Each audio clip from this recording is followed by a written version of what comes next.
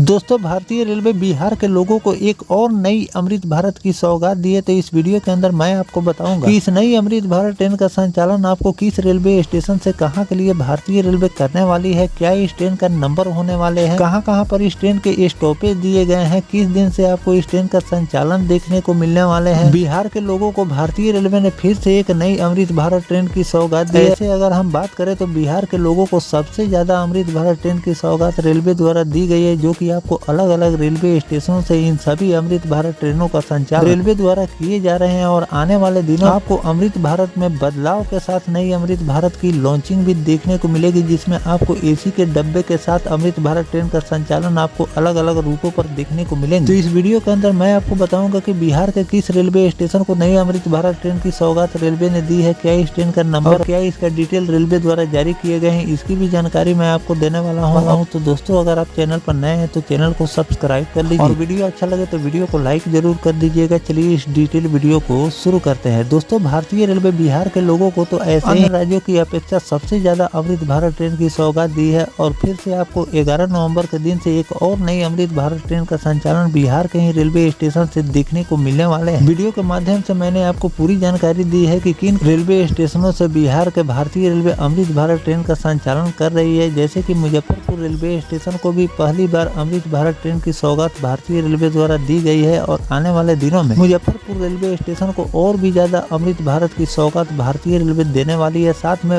वंदे भारत की भी सुविधा आपको मुजफ्फरपुर रेलवे स्टेशन से देखने को मिलेगी। लेकिन मुजफ्फरपुर रेलवे स्टेशन को भारतीय रेलवे अत्याधुनिक रेलवे स्टेशन यानी कि वर्ल्ड क्लास रेलवे स्टेशन के निर्माण में लगी हुई है कि इस स्टेशन को और भी ज्यादा अत्याधुनिक बनाया जाए। और जब ये अत्याधुनिक ढंग से तैयार ये रेलवे स्टेशन हो जाएंगे तो आपको मुजफ्फरपुर रेलवे स्टेशन से एक दो नहीं बल्कि कई रूटों के लिए अब वंदे भारत ट्रेन का संचालन देखने को मिलेंगे। जहां से वंदे भारत ट्रेन का संचालन भारतीय रेलवे को करनी होती है, उस रेलवे स्टेशन पर कुछ सुविधा भी रेलवे को बढ़ानी होती है, क्योंकि भारतीय रेलवे के पास जो प्रीमियम ट्रेन यानी कि Vande Bharat semi high speed train है, इसका संचालन जिस भी रेलवे स्टेशन से किए जाते हैं वहां पर आपको सुविधा कुछ ज्यादा स्टेशन पर देखने को मिलते हैं। इस तरह से मुजफ्फरपुर रेलवे स्टेशन को आगे चलकर और भी वंदे भारत ट्रेन की सुविधा रेलवे द्वारा दी जाएगी। साथ में चलिए जानते हैं कि बिहार के किस रेलवे स्टेशन से अमृत भारत ट्रेन का संचालन और कहां पर इस ट्रेन के स्टॉपेज और क्या इस ट्रेन का नंबर होने वाला है। दोस्तों, यात्रियों की भीड़ को नियंत्रित करने के लिए पूर्व मध्य रेलवे ने एक निर्णय लिए हैं कि मुजफ्फरपुर से चलकर आरा के रास्ते बेंगलुरु के बीच भारतीय रेलवे नई अमृत भारत ट्रेन का संचालन करने जा रही है। Train number 05545 Muzaffarpur Bengaluru Amrit Bharat express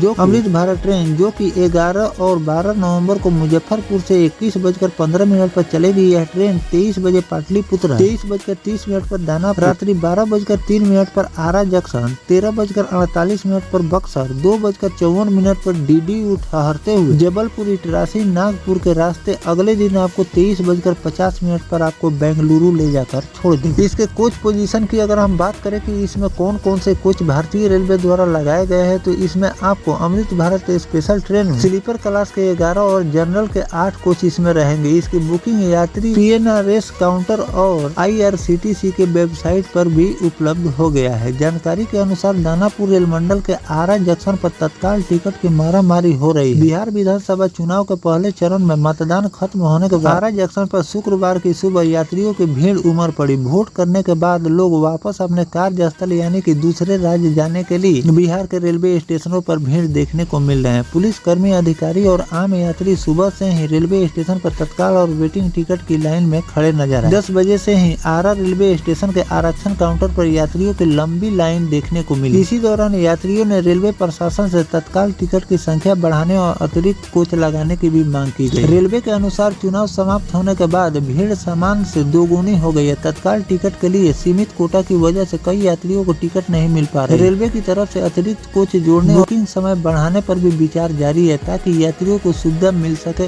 और लोग समय से अपने काम की जगह पर पहुंच सके। बिहार विधानसभा चुनाव के पहले चरण के मतदान होने के बाद यात्रियों की भीड़ को देखते हुए पूर्व मध्य रेलवे ने निर्णय लिए हैं कि मुजफ्फरपुर से चलकर आरा के रास्ते बेंगलुरु के बीच भारतीय रेलवे नई अमृत भारत ट्रेन का संचालन शुरू करने जा रही है। तो दोस्तों, यात्री भीड़ को देखते हुए भारतीय रेलवे ने स्पेशल अमृत भारत ट्रेन का संचालन शुरू करने की घोषणा की है, जो कि आपको 11 नवंबर के दिन से इस ट्रेन का संचालन देखने को मिलेंगे। आगे चलकर इसका समय अवधि भी विस्तार देखने को मिल सकते हैं, क्योंकि मुजफ्फरपुर और बेंगलुरु बेंगलुरु के बीच अगर देखे तो हमेशा इस रूट पर लोगों का आना जाना लगा हुआ रहता है। तो इन सब बातों को ध्यान में रखकर भारतीय रेलवे द्वारा अलग अलग रूटों पर स्पेशल ट्रेनों का संचालन किए जाते हैं ताकि यात्री भीड़ को कम किया जा सके। तो इसी बीच एक रिपोर्ट निकलकर सामने आया था जो मैंने आपको जानकारी दी है कि मुजफ्फरपुर और बेंगलुरु के बीच नई अमृत भारत ट्रेन सेवा भारतीय रेलवे द्वारा शुरू की जा रही है, जो कि आपको इसकी बुकिंग प्रक्रिया भी रेलवे द्वारा शुरू कर दी गई है। अभी इसे एक तरफा के लिए भारतीय रेलवे संचालन शुरू किए हैं, लेकिन यात्री भार को देखते हुए आगे इसका समय अवधि विस्तार भी देखने को मिल सकते हैं। किसी भी ट्रेन को पहले भारतीय रेलवे 1 से लेकर 2 दिन संचालन करती है कि इस टिकट बुकिंग कितना हो रही है और यात्री भीड़ को देखते हुए उसे आगे चल समय अवधि विस्तार रेलवे द्वारा कर दिए जाते हैं। और कुछ ऐसे स्पेशल ट्रेन है जिसे भारतीय रेलवे आगे चलकर नियमित यानी कि प्रतिदिन भी कर देती है कि उस रूट पर उस ट्रेन का संचालन आपको प्रतिदिन देखने को मिल जाता है। तो इस तरह से बिहार के लोगों को फिर से एक नई अमृत भारत ट्रेन की सौगात रेलवे द्वारा दी गई है। आगे चलकर स्पेशल अमृत भारत को लेकर जो भी नया अपडेट रेलवे द्वारा जारी किए जाएंगे वो भी जानकारी मैं आपको लगातार देता रहूंगा। फिलहाल दोस्तों ये जानकारी आपको कैसा लगा कमेंट सेक्शन में जरूर बताइएगा। मिलते हैं किसी नेक्स्ट टॉपिक कोई नई जानकारी के साथ, तब तक अपने भाई को दीजिए इजाजत। जय हिंद, जय भारत, वंदे मातरम।